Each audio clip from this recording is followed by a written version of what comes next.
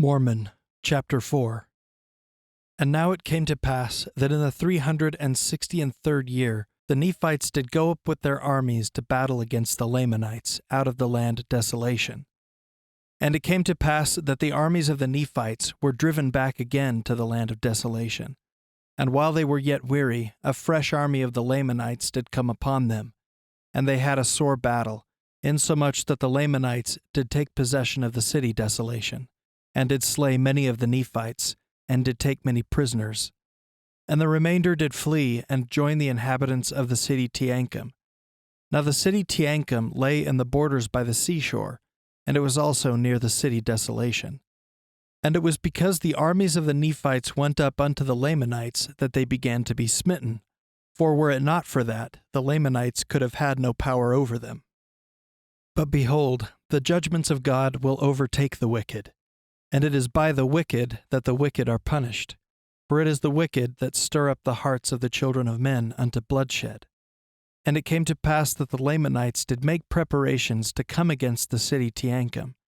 And it came to pass in the 364th year the Lamanites did come against the city Teancum, that they might take possession of the city Teancum also. And it came to pass that they were repulsed and driven back by the Nephites. And when the Nephites saw that they had driven the Lamanites, they did again boast of their own strength. And they went forth in their own might, and took possession again of the city Desolation. And now all these things had been done, and there had been thousands slain on both sides, both the Nephites and the Lamanites. And it came to pass that the 366th year had passed away, and the Lamanites came again upon the Nephites to battle. And yet the Nephites repented not of the evil they had done, but persisted in their wickedness continually. And it is impossible for the tongue to describe, or for man to write a perfect description of the horrible scene of the blood and carnage which was among the people, both of the Nephites and of the Lamanites, and every heart was hardened, so that they delighted in the shedding of blood continually.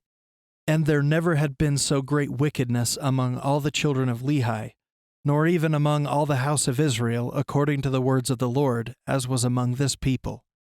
And it came to pass that the Lamanites did take possession of the city Desolation, and this because their number did exceed the number of the Nephites. And they did also march forward against the city Teancum, and did drive the inhabitants forth out of her, and did take many prisoners, both women and children, and did offer them up as sacrifices unto their idol gods.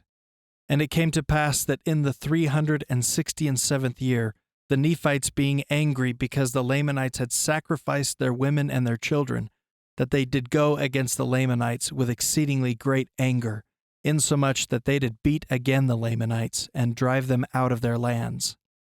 And the Lamanites did not come again against the Nephites until the 375th year.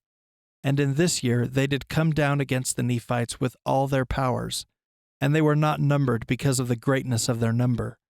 And from this time forth did the Nephites gain no power over the Lamanites, but began to be swept off by them even as a dew before the sun.